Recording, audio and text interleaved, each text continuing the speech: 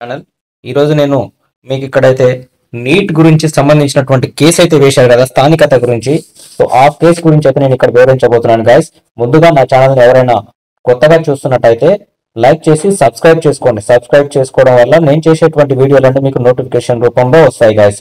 అట్లనే షేర్ చేయడం వల్ల ఏంటి అంటే ఈ ఇన్ఫర్మేషన్ అనేది చాలా మందికి రీచ్ అవుతుంది.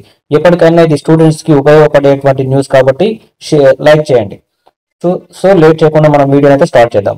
ఎంబీబీఎస్ బీడీఎస్ ప్రవేశాల స్థానికతపై సుప్రీంకోర్టులో నేడు విచారణ.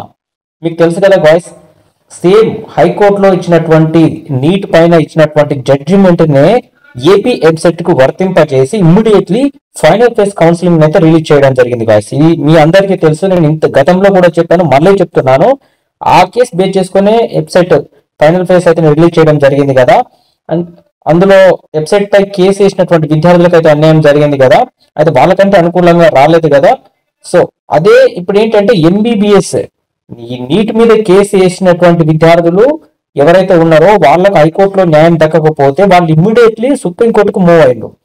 ఆ సుప్రీంకోర్టులో ఈ రోజు విచారణ ఉంది. దాని గురించి ఏం రాశారు అనేది ఇప్పుడు చూద్దాం. దాని తర్వాత కూడా మీకు ఒక విషయం చెప్తాను. ఇప్పుడు లాస్ట్ ఇయర్ లో ఇదే విషయమై స్థానికత విషయమై తెలంగాణ హైకోర్టులో ఇలానే స్టూడెంట్స్ అయితే కేసు వేసారు. ఆ కేసు జడ్జిమెంట్ ఏమొచ్చింది అనేది కూడా ఈ వీడియోలో చెప్తాను నేను.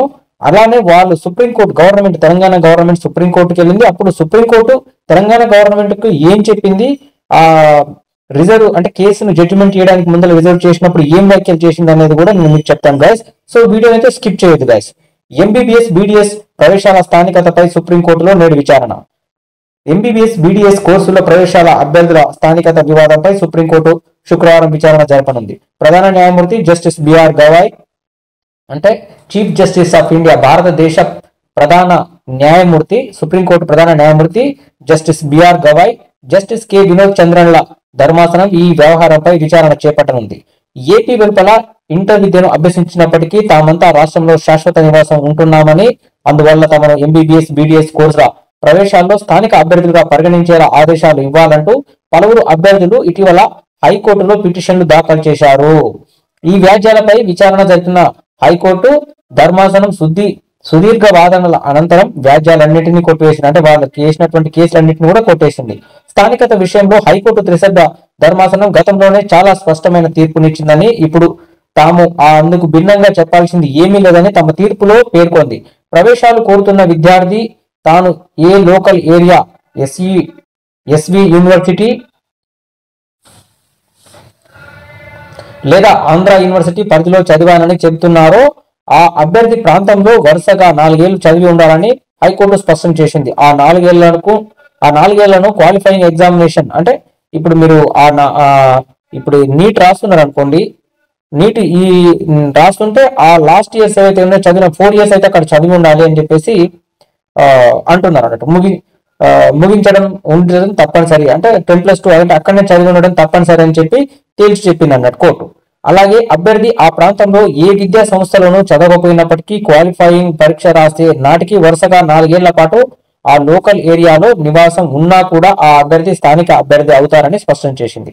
రాష్ట్రం వెలుపల క్వాలిఫైయింగ్ ఎగ్జామ్ కు ముందు +2 చదివిన విద్యార్థులను స్థానిక అభ్యర్థులుగా పరిగణించలేమని తేల్చి చెప్పింది. ఈ తీర్పును సవాల్ చేస్తూ 53 మంది విద్యార్థులు, ఇక్కడ ఏదైతే 53 మంది కోర్టు కేసు వేసారో వాళ్ళు అందరూ కూడా సుప్రీంకోర్టుకు మూవ్ అయ్యారు. 53 మంది అభ్యర్థులు సుప్రీంకోర్టులో స్పెషల్ లీవ్ పిటిషన్ దాఖలు చేశారు. ఈ వ్యాజ్యాలపై అత్యవసర విచారణ జరపాలని పిటిషన్ల తరపు న్యాయవాది విపిన్ నాయర్ సుప్రీంకోర్టును కోరారు. అంగీకరించిన సుప్రీంకోర్టు శుక్రవారం విచారణ జరుపుతామని స్పష్టం చేసింది. గాయస్, ఈ ఏపీ నీట్ మీద ఎవరైతే మేము స్థానికులుగానే గుర్తించి మాకు ఎంబీబీఎస్ బీడీఎస్ లో సీటు కేటాయించాలి అని చెప్పేసి హైకోర్టులో కేసు వేషంలో వాళ్ళు వేసినటువంటి కేసులను హైకోర్టు కొట్టేయడంతో వాళ్ళైతే సుప్రీంకోర్టుకు మూవ్ అవ్వడం జరిగింది. గాయస్, సేమ్ చూడండి, ఇంతకు ముందుకు తెలంగాణలో ఏం జరిగింది, సేమ్ కేసులు ఇవే అన్నట్టు. దానికి ఏం జరిగింది అనేది ఇప్పుడు చెప్తాను గాయస్. వీడియో అయితే స్కిప్ చేయొద్దు, మీకు చూపిస్తాను. అందులో ఏముందని చెప్తాను చూడండి గాయస్. ఎంబీబీఎస్ బీడీఎస్ కోర్సుల్లో ప్రవేశాలకు స్థానికత వివాదంపై సుప్రీంకోర్టు శుక్రవారం విచారణ జరపనుంది. తెలిసిన విషయం కదా గైస్. విద్యార్థి కేవలం 2 ఏళ్లు వేరే రాష్ట్రంలో చదువుకోవడానికి వెళ్తే తప్పు ఏంటని సుప్రీంకోర్టు రాష్ట్ర ప్రభుత్వాన్ని ప్రశ్నించింది. ఏ రాష్ట్ర ప్రభుత్వాన్ని? తెలంగాణ రాష్ట్ర ప్రభుత్వాన్ని ప్రశ్నించింది. ప్రశ్నించింది అన్నట్టు. ఇంత ముందుకు తెలంగాణ వాళ్ళు విద్యార్థులు కూడా సేమ్ కేసు వేస్తే ఆ కేసుని హైకోర్టు సమర్థించింది. అంటే హైకోర్టు ఏంటంటే విద్యార్థులకు అనుకూలంగా తీర్పునిచ్చింది. ఇక్కడ ఏపీలోనేమో విద్యార్థులకు అనుకూలంగా తీర్పునియలేదు, గవర్నమెంట్ కి అనుకూలంగా తీర్పునిచ్చింది. సో వీళ్ళు ఏం చేసిందంటే అప్పుడు ప్రభుత్వం అయితే వాళ్ళు నాన్ లోకల్ గా గుర్తించాలి, లోకల్ విద్యార్థులకు అన్యాయం జరుగుతుందని చెప్పేసి తెలంగాణ స్టేట్ గవర్నమెంట్ అయితే సుప్రీంకోర్టుకి వెళ్ళింది. సుప్రీంకోర్టులో ఇలా అంటుంది సుప్రీంకోర్టు ఇలా ప్రశ్నిస్తుంది, విద్యార్థి కేవలం 2 ఏళ్లు వేరే రాష్ట్రంలో చదువుకోవడానికి వెళ్తే తప్పేంటని సుప్రీంకోర్టు రాష్ట్ర ప్రభుత్వాన్ని ప్రశ్నించింది. తెలంగాణ రాష్ట్ర ప్రభుత్వాన్ని ప్రశ్నించింది. ఉన్నత చదువుల కోసమో తల్లిదండ్రుల బదిలీ కారణంగానో 2 ఏళ్ల పాటు రాష్ట్రం బయట చదివితే వారిని స్థానిక కోటా నుంచి తప్పించడం సరికాదని ప్రధాన న్యాయమూర్తి బిఆర్ గవాయ్ అన్నారు. వచ్చే శుక్రవారం లోపు స్థానికత అంశంపై లిఖిత పూర్వకంగా వాదనలు సమర్పించాలని తెలంగాణ ప్రభుత్వాన్ని ఆదేశించారు.